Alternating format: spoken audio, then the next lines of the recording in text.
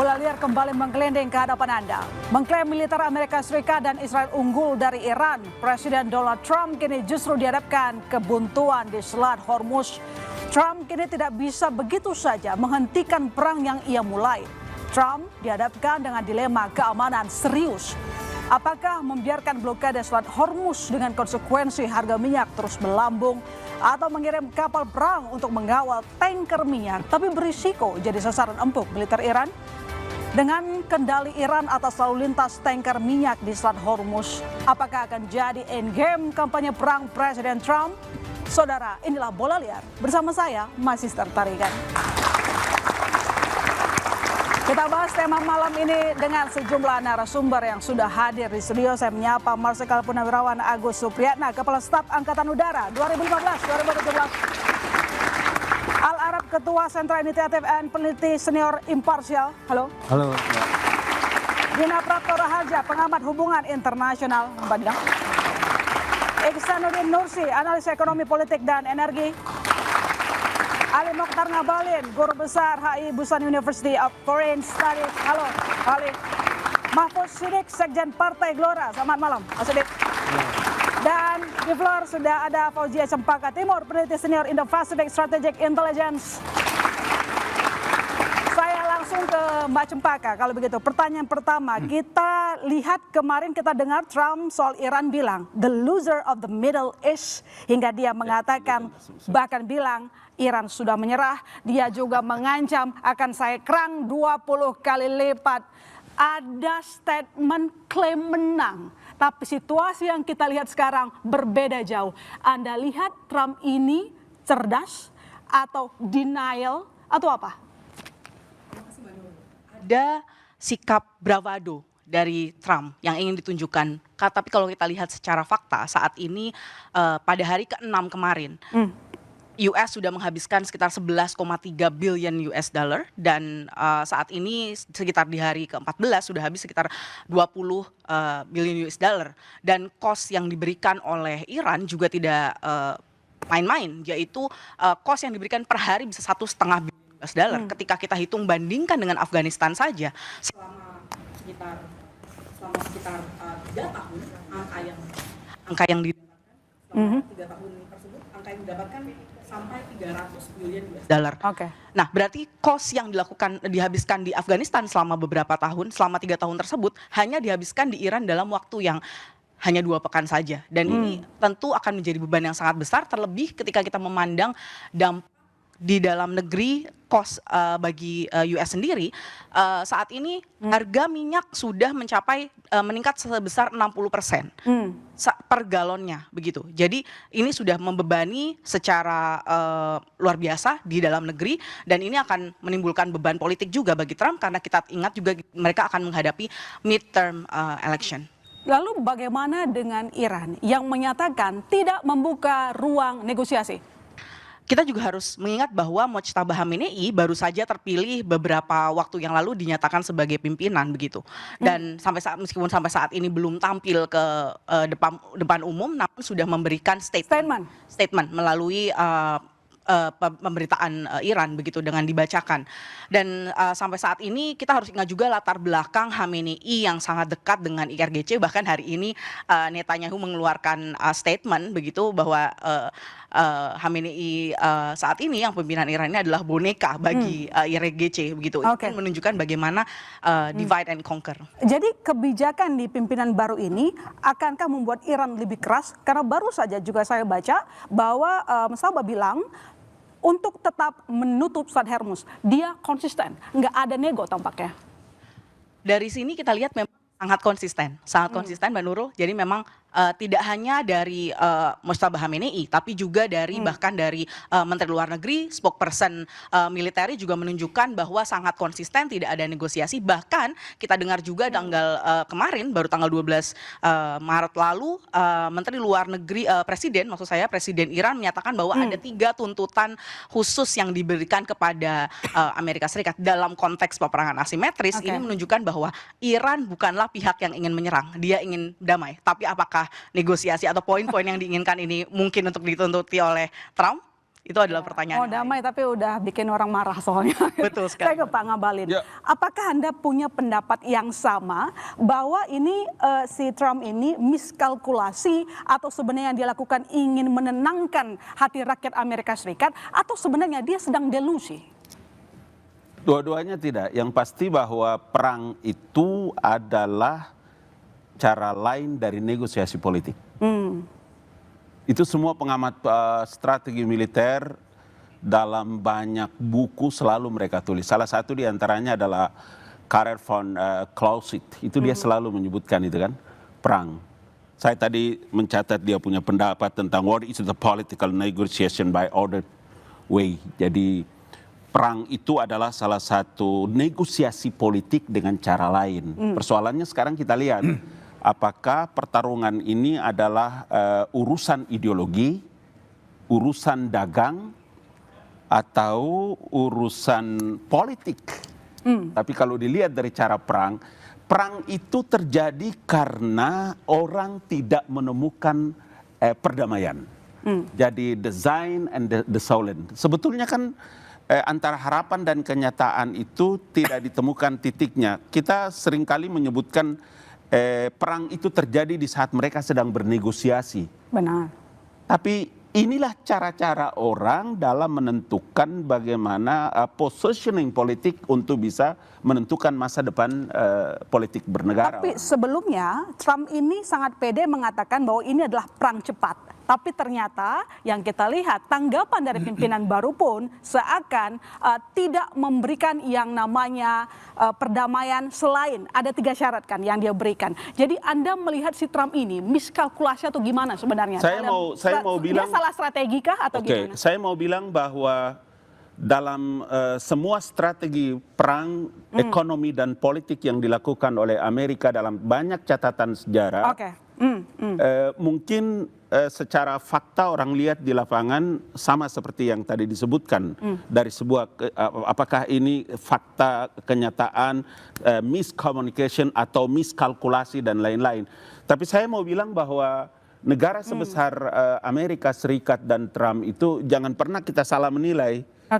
Banyak cara dan strategi yang dilakukan dalam teori-teori perang mereka. Saya cuma kasih ingat satu saja.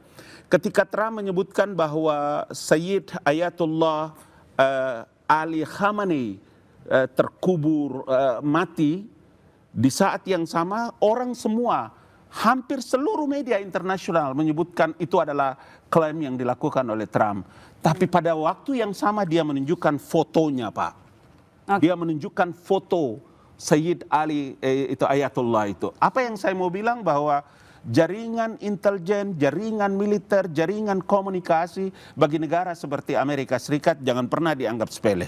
Maka saya ingin mengatakan bahwa momentum ini semestinya dalam teori hubungan internasional mestinya Iran harus cepat mengambil sikap karena ini momentum Iran untuk bisa menentukan harkat dan martabat dia di dunia internasional. Oke, nanti saya lanjutkan ke Pak Ali. Sekarang saya ke Pak Agus. Pak Agus, kalau tadi disampaikan oleh Pak Ali, Iran harusnya menentukan sikap. Yang kita lihat, yang kita dengar baru-baru ini, dia menuntut 3 hal. 3 hal kalau untuk diingat bersama, itu kan menuntut penghormatan terhadap kedaulatan Iran, kemudian Amerika Serikat dan juga Israel harus ganti rugi, itu termasuk dengan dampak kerusakan infrastruktur. Kemudian yang ketiga adalah jaminan internasional, tidak ada lagi hal kejadian di masa depan, yakni serangan agresi militer. Menurut Anda akan dipenuhi oleh Amerika Serikat atau tidak? Yang pertama. Yang kedua, apa dampaknya jika Amerika tidak memenuhi permintaan dari Iran?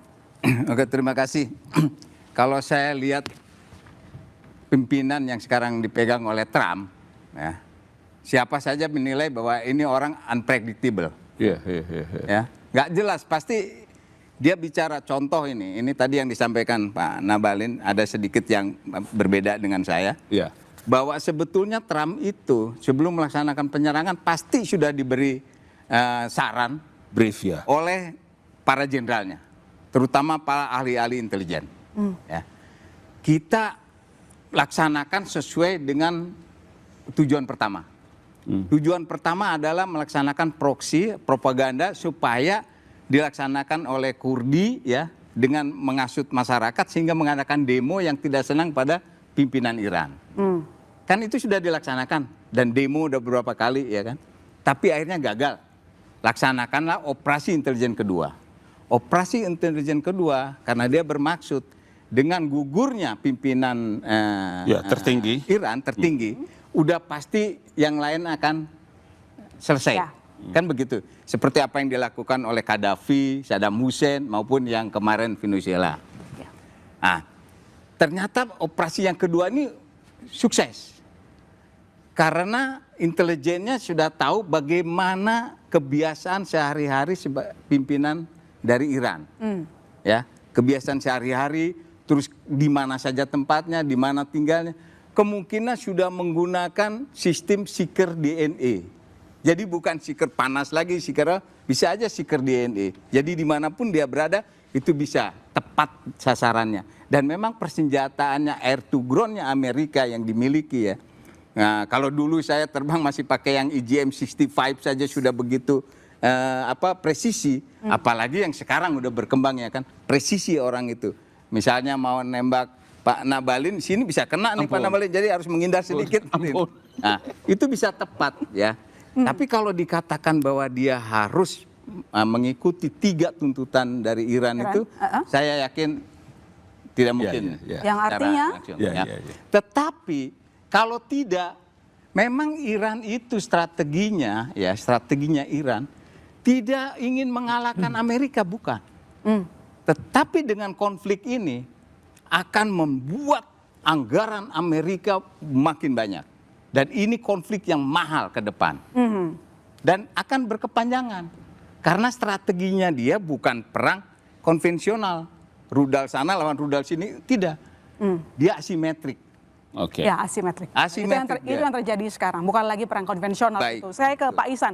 Pak Ihsan, kalau misalnya yang kita lihat sekarang Iran bersikukuh akan tetap menutup Selat Hormuz, apakah ini bisa menekan Amerika Serikat untuk memenuhi 3 permintaan dengan memblokade Hormuz ya? Yang orang lupa, Iran itu 2500 sebelum Masehi sudah tampil sebagai sebuah bangsa yang punya daya tarung, daya juang. Amerika baru 250 tahun. Dan terbukti tangguh sejak 1945 ke sini.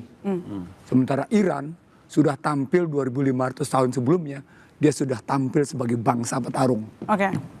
Itu kelihatan di situ. Yang pertama. Yang kedua, Iran perang dengan basis nilai. Amerika tidak. Artinya Iran tampil perang dalam konstruksi peradaban. Amerika tidak. Amerika tidak menyatakan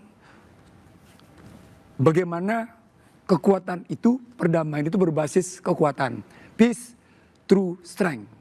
National Defense Strategy of US, Januari 2026. Artinya ada perbedaan. Dia mau menunjuk bahwa kekuatan militer dia sebagai segala-galanya. Tidak ditolak oleh seluruh dunia. Tapi seluruh dunia menolak legitimasi moral yang ditunjukkan oleh Trump. Ketika legitimasi moral global habis, maka Trump gagal 2. Dia gagal legitimasi moral domestik, dia gagal legitimasi moral global. Ketika gagal dalam legitimasi moral global, unpredictable dia menjadi sebuah sikap yang sesungguhnya begitu cemas, begitu tidak mengerti apa yang harus dilakukan. Maka saran-saran kepemimpinan Pentagon tadi dibilang tidak didengar. Pentagon pertama menyarankan jangan terburu-buru menyerang. Karena bangsa ini sesungguhnya sudah tumbuh sebagai bangsa petarung. Itu mesti tahu. Mesti mengerti bahwa apalagi kalau kita menyebut Iran adalah bangsa Arya. Bangsa Arya. Iran itu Arya. Nah kalau kita melihatnya dalam konstruksi panjang seperti dengan latar belakang nilai, maka pertarungannya menjadi perang bukan sekedar asimetri. Tapi dia sudah sampai pada proksi tadi, Kurdi dia pakai. Jadi berlibat dia. Dia pakai proksi, dia pakai asimetri. Hormuz cuma sebagai salah satu titik. Maka dia hajar semua fasilitas publik negara-negara yang ada pangkalan militernya. Destinasi air kena, bandara terkena, pangkalan militer terkena. Apa poinnya? Semua negara Arab yang punya pangkalan militer Amerika dibikin goncang. Apa poinnya? Berhenti mereka memasok duit ke New York. berhenti mereka memasuk duit ke Washington. Itu yang kemudian secara tidak langsung Trump ditegur. Kita nih nggak boleh begini. Sudah cost-nya gede, ini juga berantakan di belakang. Padahal mereka sedang menghadapi 3. Pertama, bubble AI. Mereka dalam posisi bubble AI. Yang kedua, bubble kripto. Yang ketiga, mereka belum dapat kepastian seberapa jauh reciprocal trade itu betul-betul memperbaiki perekonomian di dalam. Pada posisi polarisasi antara Republik sama yang namanya Demokrat tajam luar biasa. Dalam posisi AS dan DHS itu tidak dipercaya oleh publik. Dalam situasi kayak gitu, panggung internasional bilang, saya nggak perlu dekat sama yang namanya Trump. Kecuali Indonesia yang mau tergopoh-gopoh dekat. Ketawa Pak Agus. Di sini kesalahan membaca peta. Serius, di sini kesalahan membaca peta. Ada problematik besar. Baik. Saya ingin mengatakan begini. Kalau mau melihat kebijakan Trump, lihatlah bagaimana sebenarnya kebijakan National Intelligence Council. Lihatlah bagaimana National Security Strategic dirumuskan. Lihatlah bagaimana National Defense Strategic Affairs dirumuskan. 3 dokumen ini tidak pernah lepas dari siapapun presidennya. Saya ulang. Dari siapapun presidennya. National Intelligence Council, National Security Strategic Affairs, National Defense Strategic Affairs. Bahwa Iran kayak gini statusnya, itu bukan sekarang. Itu dari 49 tahun lalu. 2008 dalam National Defense Strategic Affairs, mereka sudah menyatakan, Iran bukan sekedar negara biasa. Ada 8 negara yang dianggap sebagai musuh potensial Amerika. Salah satunya Iran. Dan terbukti ketika Iran digempur, berkali-kali dia nunjukin, we have a dignity. Saya nanti sambung lagi dengan Anda Pak Iksan. Sekarang saya ke Mas Al Arab. Kalau saking mahalnya kerugian ekonomi dan politiknya, apakah Amerika akan memilih blokade tetap berjalan sehingga menimbulkan kerugian politik maupun ekonomi, atau dia akan mengirimkan pasukan ikut mengawal tanker meski risikonya juga cukup tinggi? Untuk menjawab itu saya mau melanjutkan tadi itu. Perang pada prinsipnya adalah politik dengan cara-cara lain tuh. Artinya dalam perang selalu ada hasrat politik dan ekonomi. Dalam konsep perang masa dulu di era imperialisme, perang menjadi instrumen untuk mencapai good, gospel, and glory. Dalam konteks Amerika Serikat sekarang, kita harus memahami karakter Amerika Serikat adalah hegemonik. Dalam konteks itu, maka kita harus lihat bagaimana langkah Trump tadi disampaikan oleh tentang kebijakan keamanan nasional dan politik luar negeri dia. Sejak Trump memimpin, apa yang dia lakukan adalah merubah Kementerian Pertahanan menjadi Kementerian Perang. Artinya dia menggeser tuh ke arah ofensif. Nah, 2 tahun jelang semasa pemerintahan Trump, 7 negara dibom. Nigeria, Suria, Yaman, Venezuela, termasuk Iran. Artinya memang perang menjadi strategi pilihan politik Trump dan Amerika Serikat untuk membangun hegemoni politiknya tuh. Dalam konteks Iran, tentu ada beberapa target yang harus kita lihat dengan beragam kemungkinan. Apakah benar serangan itu untuk terkait senjata nuklir? Saya jawab tidak, karena perundingan sedang berjalan. Dan saya ingin koreksi nih, Menteri Luar Negeri menyatakan bahwa perundingan gagal. Nanti mungkin Mbak Dina bisa jelaskan, perundingan sudah mencapai beberapa hal berhasil kok, nggak gagal. Karena saya lihat pemerintah selalu menganggap perundingan Iran dalam proliferasi, dalam senjata nuklir selalu dianggap gagal. Enggak, perundingan yang dimediasi oleh Oman sudah dalam tahap berhasil, tiba-tiba diserang. Siapa yang nggak sakit hati ya kan? Dilakukan seperti itu. Artinya poin pertama saya adalah memang dia ingin perang nih gitu untuk membangun hegemoni politik ekonomi dia. Yang kedua adalah tentu terkait dengan minyak, yang ketiga jalur perdagangan, yang keempat nggak bisa dilepaskan dari Palestina. Nanti dilanjutkan. Mas Al Arab, kami segera kembali saudara, tetap di Bola Liar.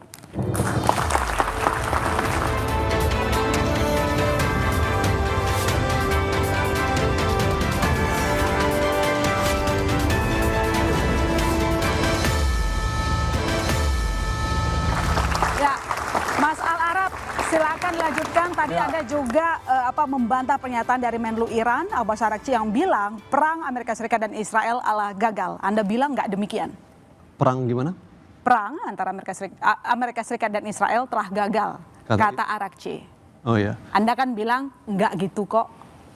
Saya bilang bahwa dalam konteks Amerika ini, Mbak, sejak awal Trump itu dia punya agenda meningkatkan perang sebagai strategi. Maka anggaran pertahanan naik tuh. Iya. Biden dari 3% GDP jadi 4%. Apa yang kemudian terjadi? Belanja militer meningkat.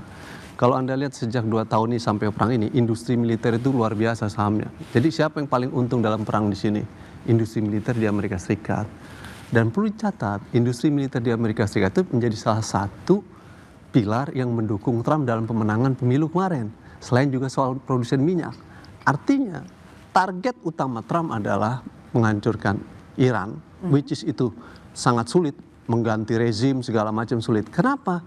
Tadi ada pertanyaan penting tuh, kenapa strategi konyol itu dilakukan? Pernah dilakukan di Afghanistan menghadapi Taliban pada 20 tahun lalu, masuk ke dalam, rezim diganti, setelah 20 tahun habis-habisan Amerika mundur, Taliban berkuasa lagi. Dia punya pengalaman di Taliban, punya pengalaman di Irak. Artinya dia menghitung bahwa mengganti rejim itu, walaupun Anda udah masuk, Anda pernah gagal. Lalu kenapa pilihan konyol itu tetap dilakukan? Apakah hanya tes untuk sampai sejauh mana mereka berhasil? Ataukah sesungguhnya ini hanya game aja buat mereka untuk hegemoni politik dalam konteks itu? Ada diskusi-diskusi kepentingan ekonomi politik selama perang ini. Salah satunya yang mendapatkan keuntungan dari persoalan perang ini, pertama industri militer, yang kedua Amerika produsen minyak. Dia juga mendapatkan keuntungan dari itu. Pada titik tertentu Trump akan rasional, Mbak. Oke, perang kita stop. Kita contoh dalam kasus Houthi. Trump bilang Biden mah lembek, nggak berani nyerang Houthi. Nah, gua mau serang Houthi nih di Yaman, ya kan? Karena mengganggu Amerika. Diserang Houthi. Baru berapa lama Trump stop, kita perjanjian.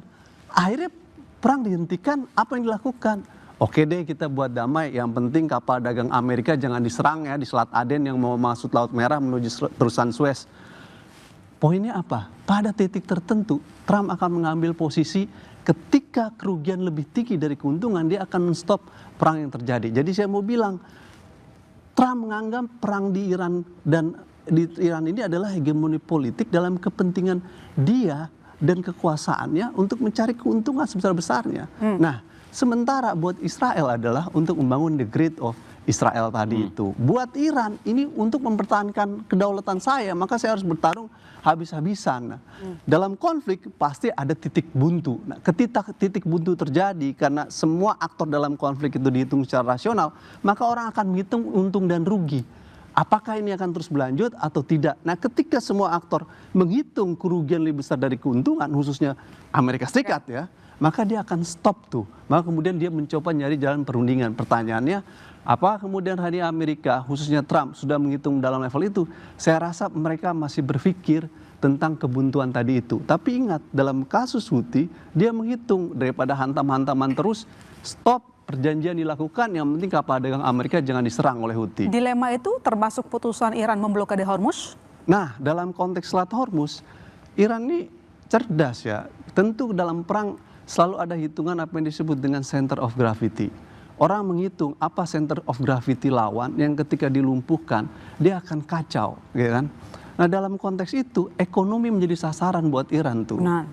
Maka itu ditutuplah Selat Hormuz tadi itu. Nah, dalam penutupan itu, Amerika akan menghitung sampai titik mana mereka akan kemudian melakukan negosiasi dengan Iran. Sekarang kan kemarin udah bilang, perang sebentar lagi akan berakhir, kata Trump ya kan. Tapi bagi Iran, enggak, gue yang menentukan. Kenapa? Hari ini buat Iran, perang itu sebagai perjuangan ideologis. Nasionalisme bangkit. Dia nggak bisa menghentikan ini, tapi dalam batas tertentu Iran pun akan menghitung secara rasional, Mbak. Sampai batas mana? Apakah sampai Netanyahu meninggal? Apakah sampai Trump meninggal? Ataukah memang Iran mengambil perang habis-habisan? Tapi dalam konteks Amerika, saya yakin dia akan menghitung secara rasional bahwa kerugian dalam perang lebih tinggi dari keuntungan. Nah, dalam konteks itu dia akan menutup tuh perang yang terjadi. Itu dalam asumsi saya. Oke, baik. Saya ke Pak Sidik kalau begitu. Pak Sidik, tadi kan disampaikan apakah Anda melihat merupakan ini militer industrial kompleks sehingga ya tadi hitung-hitungan si Trump bisa jadi ini adalah hanya soal bisnis kepentingan saja, tidak bermaksud lebih?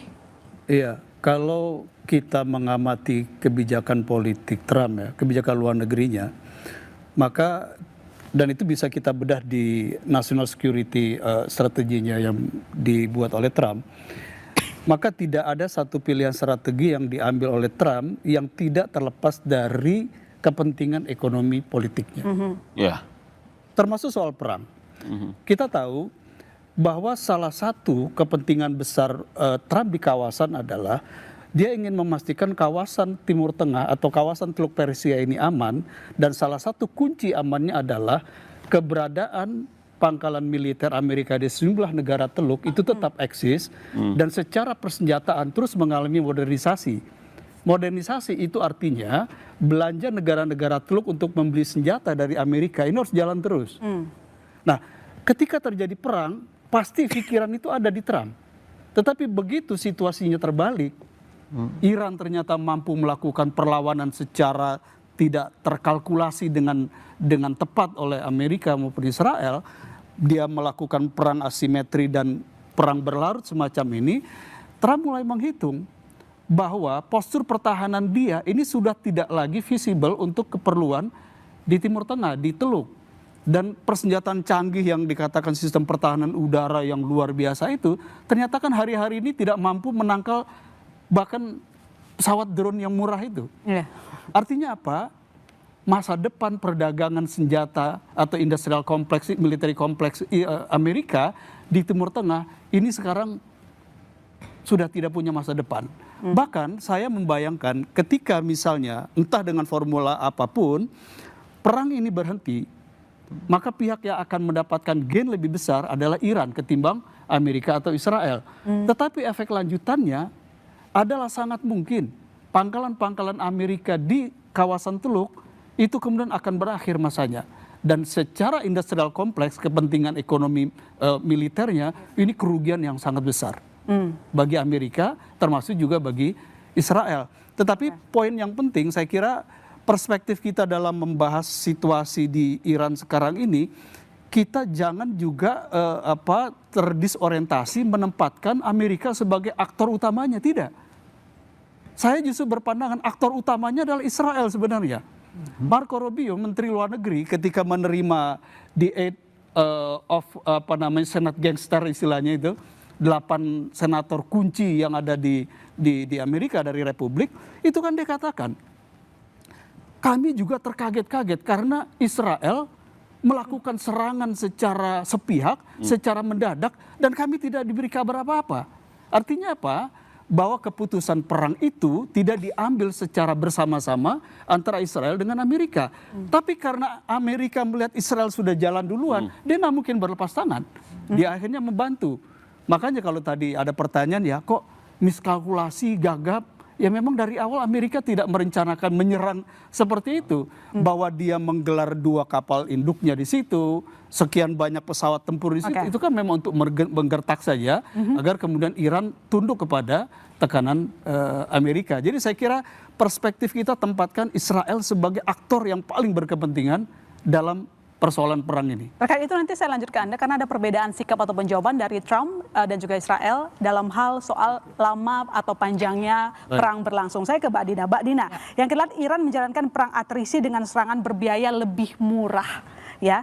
Jadi kira-kira sampai titik mana Iran dan Amerika Serikat mampu saling meladeni? Saya kira yang kita lihat harus lebih besar sekarang ya, karena pertanyaannya seperti itu, kita jangan membatasi diri hanya di 3 aktor yang sedang bertarung. Karena berbeda dengan perang yang lain, perang ini sudah didahului oleh beberapa konflik sebelumnya, mulai dari konflik dagang, ekonomi yang sangat besar yang membuat Trump begitu menurut saya liar melakukan tamparan ke seluruh dunia gitu, dan sampai hari ini sebenarnya belum kelihatan bahwa strategi tersebut itu jalan, dan China ternyata come out stronger, jauh lebih kuat gara-gara ini. Itu satu. Kemudian masih ada tadi di Timur Tengah, jelas itu ada beberapa seri konflik. Kemudian Palestina, kurang apa sih sebenarnya kasarnya terhadap Palestina, tapi kenyataannya ternyata belum juga mampu menaklukkan Hamas kan. Dan karena itu semua saya melihat bahwa justru dengan Iran menunjukkan, saya boleh bilang keberaniannya ya, berhadapan dengan satu sistem yang selama ini justru membuat sejumlah negara gentar dan memilih untuk bandwagoning atau ngikut aja, mengekor pada Amerika Serikat. Justru Iran memilih untuk tidak kami mempertahankan kedaulatan, kami mempertahankan kalau you tanggung jawab atas kerusakan yang ada dan berjanji tidak akan mengulangi lagi. Ini satu permintaan yang eksistensial yang menurut saya memang bisa jangka panjang dan itu juga makanya bisa memancing lebih banyak negara mendukung Iran.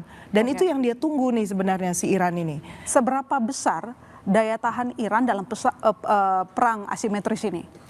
Karena bukan Iran sendiri lagi sekarang, sudah ada Rusia, negara-negara teluk juga. ada Rusia, ada China, bahkan negara-negara non-blok minimal yang ada di ASEAN lah yang kita lihat itu sebenarnya sudah mulai dalam posisi mencoba melihat lebih besar ya gambarnya.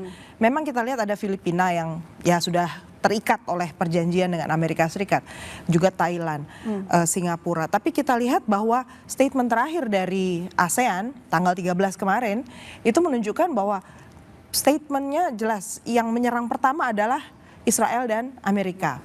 Dan itu sebabnya ASEAN harus bersiaga, menyiapkan diri dan tetap berpegang pada prinsip internasional. Dan kita tahu bahwa di kawasan kita ini kan pegangan utamanya apa? Kedaulatan kan, nomor satu. Itu jangan sampai terkompromi.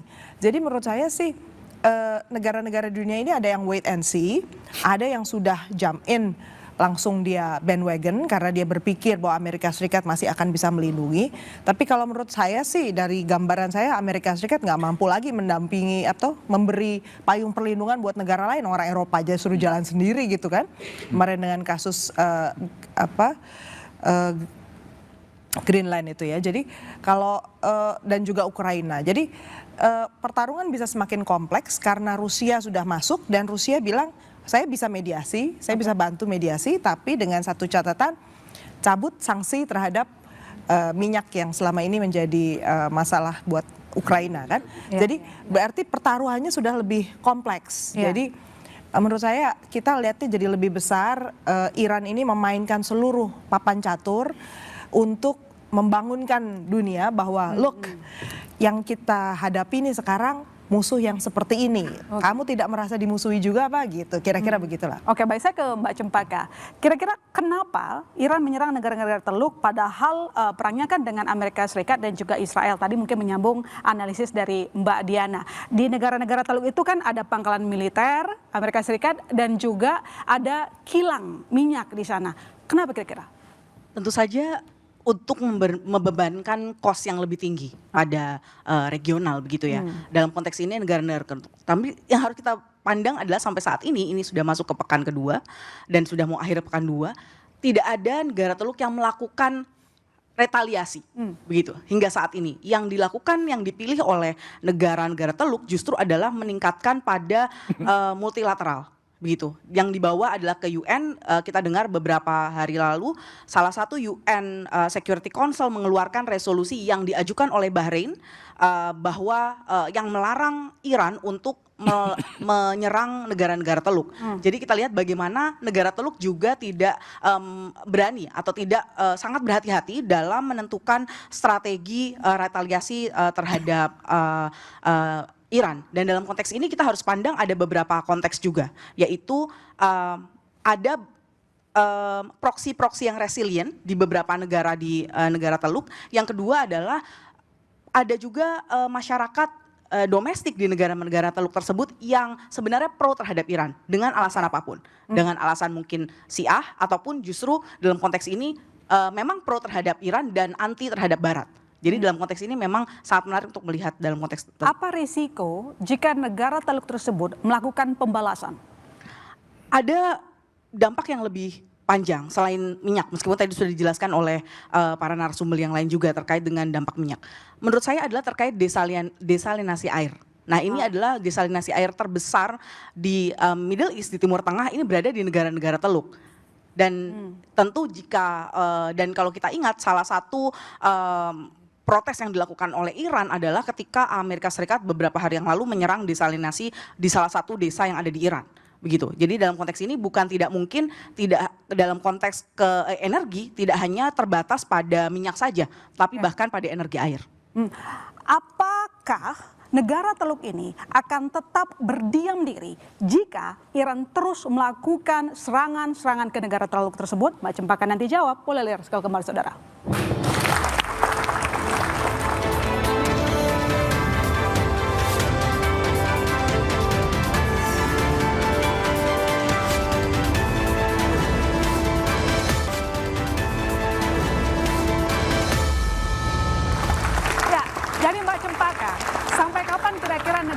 Teluk ini akan terus berdiam diri? Dan kalau memang mereka akan menyerang, risiko paling buruk apa? Tentu harus ada kejadian yang sangat besar yang akan mendorong eskalasi lebih lanjut. Meski sinyal dari Iran mengatakan tidak akan membuka ruang negosiasi?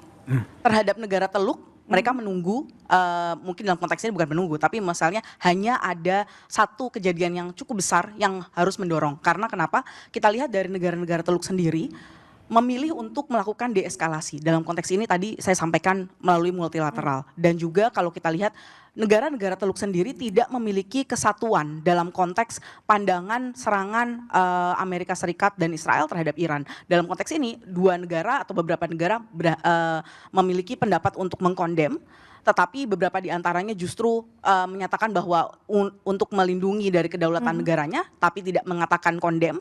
Bahkan Oman sangat mild pendapatnya. Tapi kan kita juga mendengar Mujtaba bilang bahwa dia mengancam akan menghancurkan pangkalan militer, seluruh pangkalannya di negara Teluk. Kita juga harus ingat mungkin beberapa waktu yang lalu Pezeshkian meminta maaf pada negara-negara Teluk karena menyerang beberapa military base Amerika yang berada di negara Teluk. Nah, kita harus melihat juga bagaimana kebersatuan antara pimpinan-pimpinan Iran nantinya dalam konteks penyerangan ini, begitu. Namun kita juga harus ingat bagaimana Iran ini saat ini menggunakan strategi pertahanan yang kita sebut mosaic defense, di mana dia ini memiliki desentralisasi yang tentu saja serangan-serangan yang dilakukan terhadap negara Teluk bisa saja di luar dari komando. Jadi mereka memang tidak satu komando, pandangan Anda? Satu komando. Sifatnya satu komando tetapi desentralisasi, terdesentralisasi. Jadi punya otonomnya ya? Betul, dari 31 provinsi dia memiliki hanya satu provinsi yang memiliki komando, namun mereka sifatnya koordinasi. Jadi ketika terjadi dekapitasi seperti yang terjadi beberapa waktu tanggal 28 Februari lalu terhadap Ali Khamenei, yang terjadi adalah yang lainnya di luar dari bom yang lokasi bom tersebut masih bisa melakukan serangan-serangan. Demikian, Mbak. Baik, Pak Agus, apa risiko untuk AS ketemu dengan kekuatan terstruktur komando yang otonom kayak gini? Mereka tuh masing-masing, ini kan agak berbeda ya kalau kita sandingkan dengan waktu Irak, itu kan terjadi perpecahan di beberapa hal termasuk di kekuasaan. Kalau ini kita lihat nggak demikian, bahkan terus bertahan lebih kencang, lebih keras tampaknya Mujtaba.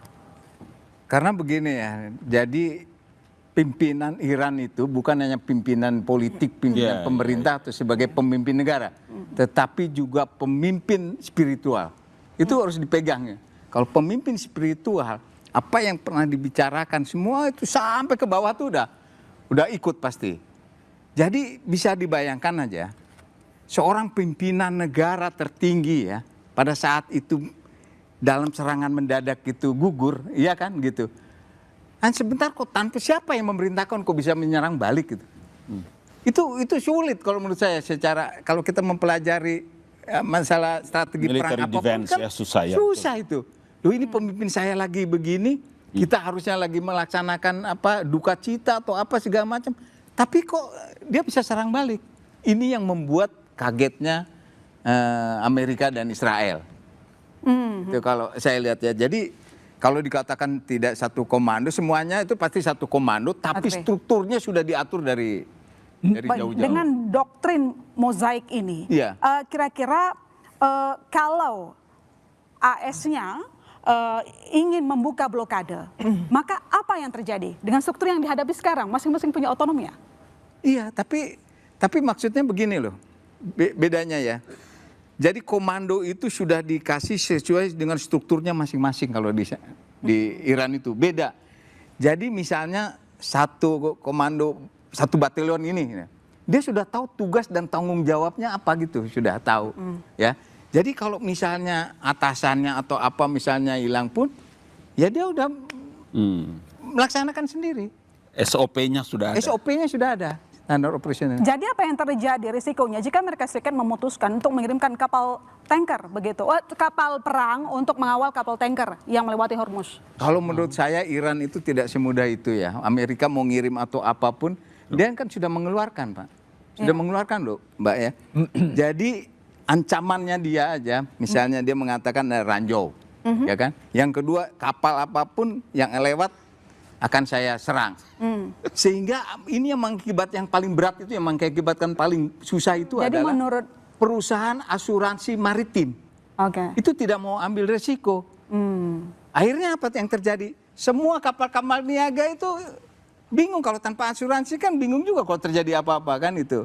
Itu satu, itu membuat jalur itu terganggu. Jalur kedua lagi yang menakutkan lagi apa yang dilaksanakan Iran, ya. Dia tidak akan hanya menghancurkan semua kapal-kapal yang lewat sana, gitu loh. Kemarin aja kalau terjadi, kalau tidak salah itu kargonya Thailand kan. Iya. Kargonya Thailand, padahal Thailand hubungannya apa kan gitu loh. Itu sebetulnya ancaman-ancaman yang dia berikan bahwa bukan sembarangan loh. Iya. Termasuk kilang di Oman juga. Laut Merah juga. Itu ancaman-ancaman semuanya. Karena ancaman-ancaman itu membuat negara-negara di Timur Tengah yang lain itu, wah ini kita bahaya nih gara-gara si Trump nih, kita jadi ikut-ikutan nih nanti. Jadi menurut Anda Trumpnya bakal gentar atau tidak dengan strategi Kalau yang dilakukan menurut saya oleh Iran? ya tadi, kalau saya nilai pertama kali, Trump itu kan unpredictable, siapa yang tahu Trump. Kalau beliau tadi Pak Asraf apalagi bilang ya, Trump nih produksi punya dua skenario. Skenario pertama, dia berharap agar Iran dia kuasai, dia tundukkan, sehingga dominasi Timur Tengah dia bisa pegang, which is itu sulit gitu, dan nggak mungkin. Dan dia pengalaman di Afghanistan dan Irak nggak bisa, apalagi dengan karakter Iran yang begitu kuat, mengakar tuh dengan apa namanya homogen ya dengan Syiahnya, itu sangat sulit itu. Yang kedua adalah skenarionya, ya udah ini menjadi bagian dalam pertarungan game dia tuh untuk menghegemoni politik. Kira-kira kalaupun gue kalah gue tetap menang lah. Jadi buat Amerika menang kalah gue tetap menang. Ketika kalah ya gue industri militer gue dapat untung, sebagai produser minyak gue juga dapat untung. Ini pola pikirnya Trump. Artinya Trump memang sudah menganggap, kita bisa lihat 7 pengeboman selama 2 tahun perang di negara berbeda, dan dia merubah menteri pertahanan menjadi perang. Artinya dia yang berpikir perang adalah strategi politik luar negeri gue itu. Makanya setelah Iran dia mau berpikir kemana? Ke Kuba, ya kan? Baru habis Kuba dia kan balik lagi ke Greenland. Jadi dia akan berpikir itu, dan dia akan menghitung seberapa besar dia mendapatkan keuntungan dari perang yang terjadi. Tapi buat Israel, pertarungan ini adalah pertarungan untuk kita harus juga kaitkan nanti ke Indonesia, bahwa serangan ini juga terkait dengan isu BOP, Mbak. Karena Iran membantu dalam perjuangan Palestina secara nyata, khususnya kepada Hamas gitu. Dan kemerdekaan Palestina bagi Iran harga mutlak. Artinya buat Israel, kalau mau menghabisi Hamas, mau melakukan ethnic cleansing terhadap Palestina, maka yang mendukung ini Iran dihantam dulu, baru kemudian dihantam untuk kepentingan apa? Menguasai jalur Gaza, buat membangun kanal baru tuh. Karena dia ditutup di Selat Hormuz, dia ditutup, dihajar sama Houthi itu Amerika di Selat Aden tadi itu. Maka dia ingin membangun kanal baru itu. Maka Gaza harus dia rebut. Jadi bukan hanya pertarungan persoalan mengambil tanah, tapi ada kepentingan ekonomi dalam konteks membangun kanal baru itu. Maka dia harus menguasai Gaza. Nah, dalam konteks itu kita harus melihat bahwa ini imperialisme gitu loh, apa yang dilakukan oleh Amerika Serikat harus kita lawan, dan ini melanggar hukum internasional. Jadi kita bicara perang tapi presiden kita nggak berani menyatakan ini imperialisme, harus kita lawan dan melanggar konstitusi. Itu buat saya sedih sih saya gitu. Ini seolah-olah kayak game aja, padahal ini melanggar hukum internasional. Baik, saya ke Pak Ihsan. Tapi menurut Pak Ihsan sendiri, apakah Amerika Serikat akan membiarkan blokade Hormuz ini berkepanjangan? Karena kan ini juga akan mengganggu ekonomi global. Yang pertama, hampir semua sepakat menggunakan military industrial complex. Itu udah ketinggalan zaman. Karena yang mutakhir adalah financial military industrial complex. Tadi dijelaskan. Tapi di belakang itu, di financialization-nya, itu bukan cuma sekedar soal transaksi dagang. Tapi juga bagaimana sesungguhnya negara-negara teluk nanti harus membayar lewat berbagai transaksi terhadap Amerika. Sama seperti bagaimana Venezuela diambil bukan soal minyaknya, tapi transaksi dolarnya plus yang namanya sistem pembayarannya. Lalu masuk ke soal asuransinya. Ini war risk premium. Kalau war risk premium, Anda bisa lihat siapa yang ngambil untung paling gede. Jadi kalau di dalam kancah kita bicara hari ini, sebenarnya tesisnya sederhana. Tesisnya Eisenhower. Di balik perang itu adalah keuntungan besar. Itu Eisenhower. Itu Eisenhower. Jadi tesisnya masih tesis lama. Beda kalau kita ngambil master plan. Beda kalau kita ngambil tesis berikutnya adalah bagaimana yang dibangun oleh Clinton. Jadi kalau Anda harus tahu bahwa yang namanya Presiden Amerika itu punya satu garis siapapun presidennya. Apa itu? Tatanan dunia ada di tangan mereka. Bagaimanapun caranya, terserah. Jadi kalau dia tuding Obama lemah, Biden lembek, gua kuat dengan kekuatan gua bikin perdamaian. Maka kata kuncinya adalah hegemoni. Tapi hegemoninya sudah luluh lantak. Sudah luluh. Luluh lantak. Karena legitimasi moral globalnya habis. Legitimasi moral domestiknya rusak. Nah, satu-satunya cuma tinggal financial, industrial, military, kompleks. Itu makanya dalam konteks melihat kebijakan Trump terakhir, orang melihatnya sampai seberapa jauh masyarakat Amerikanya menerima. Hasilnya apa? Washington Post menyatakan 34% ditolak. Nggak benar ini perang. 32% terima. Tapi yang di tengah-tengah menyatakan nanti dulu, suasananya berbeda. Nah, kalau melihat konstruksinya begitu, maka sesungguhnya ini sedang ada upaya baru untuk menumbuhkan, pertama, menahan laju penurunan de-dolarisasi. Marco Rubio di era Trump pertama sudah mengingatkan, kita dalam posisi de-dolarisasi. Itu Marco ketika dia anggota Senat Republik. Jelas sekali kalimatnya. Lalu berikutnya yang dia ambil adalah bagaimana mempertahankan dominasi. Kekuatan dominasi cuma satu, militer. Nah, kalau posisi de-dolarisasi direalisasikan dengan militer, maka ketemu dia yang disebut dengan financial, military, industrial complex. Tokohnya, tokoh pebisnis siapa? Trump. Bukan tokoh siapa-siapa. Tokoh pebisnis. Dalam soal BOP, soal bisnis kok. Bukan soal apa-apa. Indonesia aja nggak mikir panjang 1 miliarnya. Nggak mikir secara strategi, secara benar. Apa keuntungannya dalam perspektif masuk di BOP. Sudahlah melanggar konstitusi, posisinya mesti keluar lagi 1 miliar. Tidak ada disadvantage analysis namanya. Kalau kita masuk dalam wilayah itu. Kan ketika Anda mau masuk yang namanya negosiasi, kan Anda bertarung dulu diplomasi. Anda harus bertarung habis-habisan di diplomasi, baru Anda duduk negosiasi. Nah, kalau struktur berpikirnya begitu, maka kita mesti tahu sekarang. Kalau kita ngelihat Trump, Anda masuk ke dalam, ini akan lama apa enggak? Dalam perspektif perang militer, dia akan pendek. Dalam perspektif, saya ulang, dalam perspektif perang militer, dia akan pendek. Trump sudah digugat, bahkan di markas Pentagon, oleh orang-orang di Pentagon. Hentikan perang dengan segera. Dan yang memprotesnya adalah para pendeta. Asal tahu di sini. Satu. Yang kedua, Anda mesti tahu juga di sini. Bahwa perang ini bukan hanya perang militer. Dia perang intelijen. Dia juga masuk perang desepsi di dalamnya. Menghajar habis negara-negara teluk. Itu bagian dari yang namanya memperluas, memperdalam, ngebangun kecemasan. Tapi di balik itu jangan salah. Ada desepsi, ada penipuan. Siapa yang melakukan penipuan? Dua-duanya. Iran menipu dalam kancah dunia internasional. Amerika juga menipu. Muncul sekarang si negara-negara teluk. Ini gue mesti apa nih? Mesti gimana nih? Siapa sebenarnya menghajari kondisinya?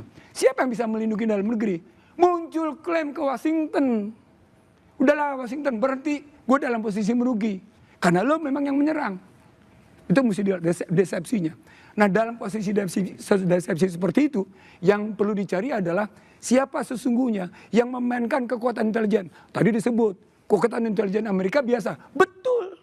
Bahkan muncul sampai gagasan, kalau ada 5 garda revolusi Iran, 2 diantaranya adalah intelijen dari Amerika. Yes. Sampai muncul isu itu, kalimat itu. Kenapa? Karena bocornya intelijen. Tapi jangan salah, kekuatan intelijen kayak gini berhadapan dengan kekuatan spiritual. Yang tidak dihitung oleh Trump adalah, ini catatan pentingnya, Mojtaba Khamenei. Dia lahir dalam 2 pertahanan dan ketahanan yang luar biasa. Spiritual. Dia di bawah Khomeini, usia 0 sampai dengan 7 tahun, di bawah kekuatan Khomeini. Dari 7 sampai dengan 56 tahun, di bawah gemblengan bapaknya. Maka ketika dia muncul, langsung dapat vonis. Dia hardliner, dia ekstremis. Itu kan klaim barat. Kalau dari segi yang saya bilang, we have to keep and maintain our dignity, Mojtaba dalam posisi tidak hardliner. Bukan ekstremis. Dia sedang mempertahankan harkat martabat bangsanya. Maka perangnya, seperti saya bilang, ini perang peradaban. Kalau dia masuk perang peradaban, militer boleh berhenti. Tapi perang peradabannya akan jalan terus. Oke, Gitu. baik Mbak Dina. Jadi kira-kira apa saja skenario exit war bagi seorang Trump dalam kondisi ini? Trump itu satu karena dia masih pakai sistem demokrasi ya. Satu pasti popularitas dia, kemudian pemilu. Itu yang harusnya bisa menjadi penghenti beliau ya. Kalau mayoritas suara Partai Republikan itu turun besok dalam midterm election, dan saat ini kan selisih suaranya sangat tipis ya, cuma 5 suara di antara Republikan dengan Demokrat, maka minimal untuk pengambilan keputusan terkait budget di awal masa kepemimpinan Trump yang kemarin kan sudah government shutdown juga kan, tidak berhasil meminta dana untuk kegiatan yang dilakukan oleh Trump. Nah sekarang juga sebenarnya masih digantung ini, bulan ini kan juga ada keputusan seputar budget. Itu karena sistem Amerika Serikat masih di sistem demokrasi. Kemudian yang kedua yang bisa membuat exit tentu menurut saya Trump itu kayak sebagai pebisnis kalau kita bilang nggak bisa ditebak cara pikirnya, menurut saya satu yang bisa ditebak mungkin bahwa dia itu masih kepikiran saya ini cuannya belum cukup gede, atau yang kedua bahwa agenda dia seputar itulah ya, kerjasama dia dengan mitra-mitranya dia di Arab Saudi mungkin, atau deal yang lain yang sudah dibuat di antara negara Teluk, saya yakin tuh pasti dia punya lah sejak zamannya Abrahamic Accord. Itu mungkin menjadi satu pressure buat dia. Kemudian yang ketiga energy price. Energy price ini menurut saya buat dia kan satu cara buat menekan banyak negara ya, termasuk China gitu kan, karena ekspor dari Selat Hormuz ini kebanyakan perginya ke China. Tapi kita bisa lihat sejumlah negara ternyata melakukan adaptasi kan, di sekutunya dia sendiri Jepang malah memutuskan untuk mencoba membantu harga minyak supaya lebih stabil dengan cara mengeluarkan 45 hari cadangan minyak dia supaya harga minyak lebih stabil. Jadi berarti kekompakan dari sekutu dia ternyata belum sepenuhnya full seperti yang dia bayangkan. Itu juga bisa menjadi exit strategy. Jadi pressure dari negara-negara sekutunya ini bisa kita lihat lah. Kemarin penolakan dari Spanyol misalnya itu kan juga satu pressure menurut saya. Dan bahkan ketika Iran bilang siapa yang berani memecat duta besar Israel atau Amerika dari negaranya boleh lewat Selat Hormuz. Dan Spanyol langsung melakukan itu kan. Jadi itu berarti disambut baik kan. Berarti sudah ada yang mulai berpihak kepada Iran. Jadi menurut saya ada cukup banyak pintu exit, dan sampai November memang kita harus masih tarik urat nadi ya, karena keputusan Amerika Serikat ada di momen itu. Oke, baik, saya ke Pak Siddiq. Jadi menurut Anda apa exit war yang akan diambil oleh Amerika Serikat? Apakah mundur dari perang, ataukah negosiasi, atau mungkin ada skema yang lain yang Anda pikirkan? Ya, kalau kita ikuti pemberitaan walaupun bukan dari sumber-sumber media resmi di Barat ya, bahwa Amerika telah berupaya melakukan pembicaraan lewat pintu ketiga. Yang pertama lewat Italia. Tapi kelihatannya ini tidak punya prospek yang bagus. Dan yang terakhir, kalau tidak salah 2-3 hari yang lalu, Trump mulai berbicara dengan pihak Moskow. Berharap bahwa Moskow dalam hal ini, Putin, bisa memainkan peran dan pengaruhnya ya untuk bicara dengan Iran terkait skema penyelesaian perang ini. Kalau saya melihat ketika inisiatif ini dilakukan oleh Trump, bahwa Amerika khususnya ya, Amerika itu memang sudah dalam posisi bahwa dia tidak bisa terlalu lama melanjutkan perang ini. Dia harus cari jalan untuk bisa menghentikan perang ini. Itu satu. Bahwa kemudian Israel bisa jadi dalam posisi yang berbeda itu sangat mungkin. Karena Israel punya agenda yang jauh lebih strategis ketimbang agendanya Trump yang mungkin lebih banyak sisi ekonomi politik dia. Nah, kalau ditanya apa exitnya, saya kira formula dari Amerika, dari Trump itu sudah ada beberapa yang dia komunikasikan.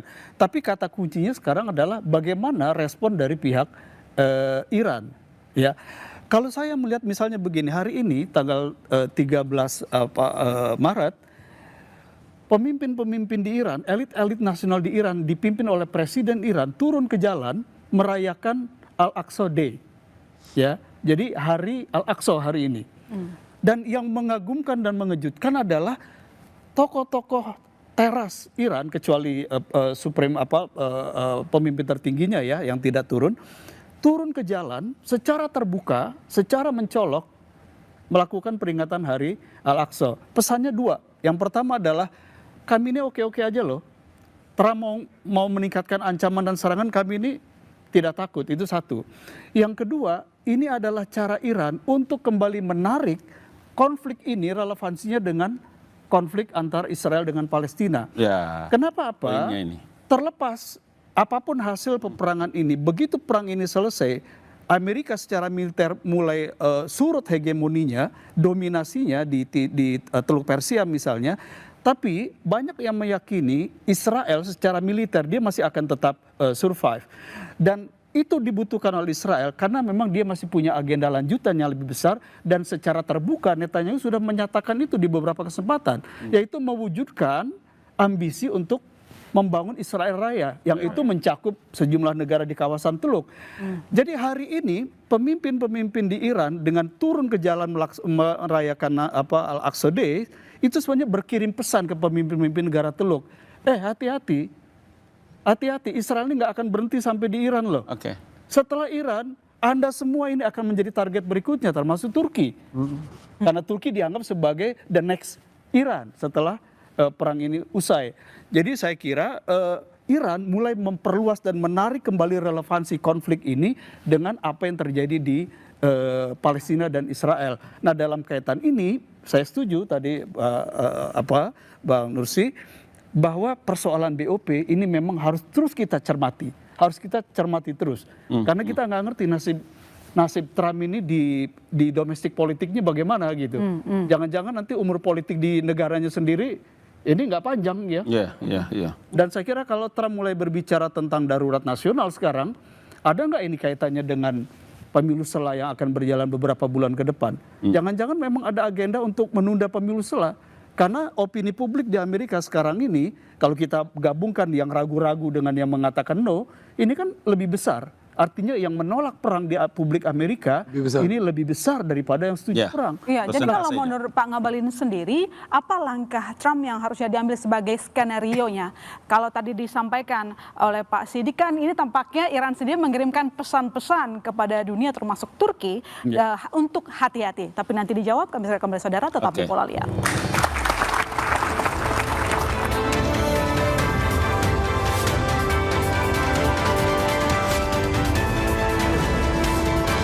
Atrisi ekonomi.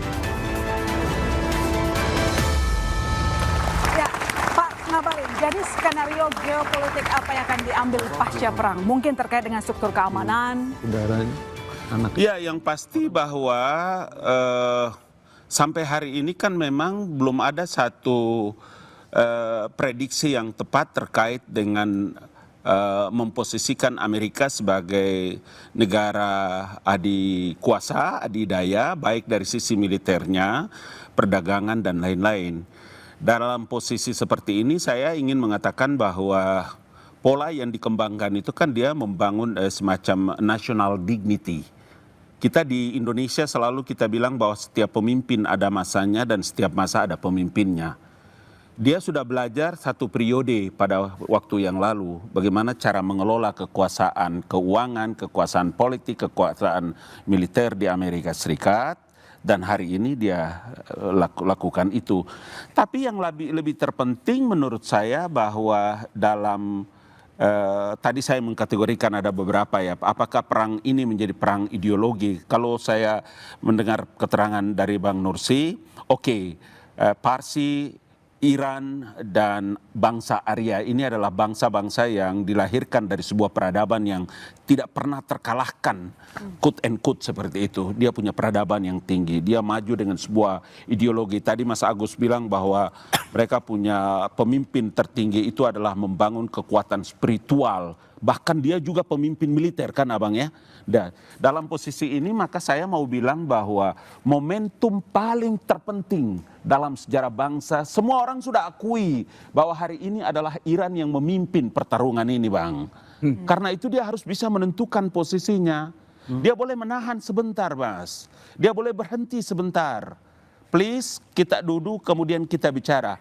Negosiasi itu kan orang bicara tentang soft diplomacy. bukan lagi orang bicara tentang militer, bagaimana kekuatan pertahanannya, tapi bicara tentang soft diplomacy. Karena apa yang dipertahankan kalau perang ini terus menerus sampai kapan berhenti, yang rugi siapa? Dunia ini akan hancur. Itu suka atau tidak. Kita aja punya cadangan stoknya hanya 21 hari atau 20 hari gitu. Dan pada posisi inilah saya ingin mengatakan bahwa memang harus kita bicara ke arah bagaimana bisa orang itu bicara negosiasi kembali. Dan setiap negosiasi pasti ada dia punya diplomat. Diplomat ini yang menurut saya dikuasai, dimiliki, dimengerti oleh kenapa Presiden Prabowo itu harus bicara. Karena tadi singgung mengenai boards of peace. Jadi saya berkali-kali bilang, kalau Anda tidak menggunakan board of peace, kira-kira apa Anda pakai untuk bicara tentang masalah Palestina? Nah, saya juga mau bilang bahwa kenapa persyaratan Iran itu dia tidak memasukkan persyaratan terhadap bagaimana mengembalikan wilayah-wilayah Palestina. Sementara orang tahu bahwa Iran itu berjuang hari ini tidak bisa dipisahkan dengan Palestina. Kenapa persyaratan itu dia tidak masukkan? Itu loh perkaranya. Oke, baik. Saya ke Mbak Cempaka. Mbak Cempaka, kira-kira apakah nanti akan ada perubahan arsitektur keamanan dan ekonomi yang baru pasca perang? Baik, saya lihat memang ada 4 kemungkinan yang terjadi untuk menentukan menjawab apakah akan ada arsitektur baru dari keamanan tersebut. Dari spektrum yang paling mungkin sampai yang spektrum yang paling tidak mungkin. Spektrum yang paling mungkin saat ini mungkin adalah bagaimana tetap terjadi stalled operation, di mana ya tetap saat ini ya saling menyerang, tetapi memang efektivitas dari kedua negara ini semakin turun. Namun kalau misalnya tadi kita bicara apakah mungkin ada tatanan baru, memerlukan satu atau beberapa negara untuk menjadi mediator tentunya, begitu. Dan terlebih kita dengar tadi Rusia sudah menawarkan diri, beberapa negara lain juga sudah menawarkan diri untuk menjadi mediator dalam konteks ini. Namun yang kita harus pahami adalah masih ada juga kemungkinan terjadinya Black Swan, di mana satu kejadian yang sangat besar untuk mengeskalasi perang ini jauh lebih tinggi, dan itu juga masih ada dalam spektrum kemungkinan bagaimana endgame atau hasil akhir dari perang antara Israel, Amerika dan juga terhadap Iran. Oke, baik, saya ke Pak Agus. Kira-kira bagaimana negara Arab Teluk melihat Amerika Serikat saat ini? Apakah kemungkinan juga mereka melirik negara lain karena terjadi seperti ini, yang belum perang, yang nggak perang? Ini kan kita tidak tahu kapan selesai, yang apakah mereka mungkin akan mengintip untuk merapat ke Rusia atau China misalnya, karena mereka tahu bahwa lebih aman di bawah Oman saja. Kemarin itu mereka tetap diserang. Oke, baik, tadi saya lanjut juga masalah yang disampaikan beliau, masalah bisnis juga lah Trump ya kan, terutama produksi alat-alat militer ya di Amerika. Nah, ternyata setelah dilihat tadi diskusi dianalisa, oh dia kenapa naikin anggaran? Ya, naikin anggaran sampai besar begitu ternyata untuk beli itu. Nah, pas beli itu dilihat juga ternyata di Lockheed Martin segala macam perusahaan-perusahaannya itu ternyata sahamnya juga banyak dipegang oleh keluarganya Trump nih. Anak mantunya ini semuanya jadi bisnis ya, permainan ini kan gitu. Nah, terus dengan terjadinya perang ini jadi pembelajaran juga buat Timur Tengah. Ternyata saya baru tahu juga kemarin informasi, tapi betul tidaknya saya nggak tahu ya. Uni Emirat, Saudi Arabia mengkat tuh, berhenti yang membeli alat-alat perang dari Amerika itu. Itu yang saya bilang tadi. Ya. Nah, itu mulai berhenti tuh. Kenapa berhenti? Karena mereka berpikir mungkin, oh ternyata Amerika alat-alat perangnya kalau lawan Iran aja seperti ini mungkin gitu loh. Gitu kan? Nah, tadi yang dibilang sama Mbak kemungkinan juga bisa mereka, gue ikut Iran juga lah. Iran soalnya kerjasamanya dengan Rusia nih. Dengan Iran. Momennya sekarang Bang. Kalau dia bisa menentukan sikapnya, maka itu tadi akan terwujud. Karena dia menjadi negara superpower di Timur Tengah per hari ini. Kalau dia telat, dia bisa mendapatkan penolakan secara internal. Dan itu sudah pernah terbukti kemarin kan. Ya, tapi faktanya tadi sampaikan bahwa negara-negara Teluk ini justru minta ke Dewan Keamanan PBB melalui Amerika untuk meminta agar Iran tidak menyerang mereka. Artinya negara Teluk sama Amerika masih bermain dalam pertarungan keamanan PBB untuk Iran tidak menyerang mereka. Kenapa? Karena once time the resolution PBB itu dilanggar oleh Iran, harapan negara Teluk sama Amerika adalah Dewan Keamanan PBB yang turun untuk menyerang Iran, kira-kira begitu. Artinya negara-negara Teluk ini masih pengen merapat sama Amerika dalam pertarungan ini berdasarkan resolusi Dewan Keamanan PBB tadi, gitu loh. Jadi belum mau berpaling, justru dia pengen berharap Dewan Keamanan PBB lainnya. Kalau Dewan Keamanan PBB nyerang, dia akan dianggap legitimate, kira-kira gitu. Oke, baik. Itu strategi buruknya Amerika dalam mempusing ke negara-negara. Nanti tolong dilanjutkan ya Mas setelah jeda kami akan masuk saudara terlebih bola liar.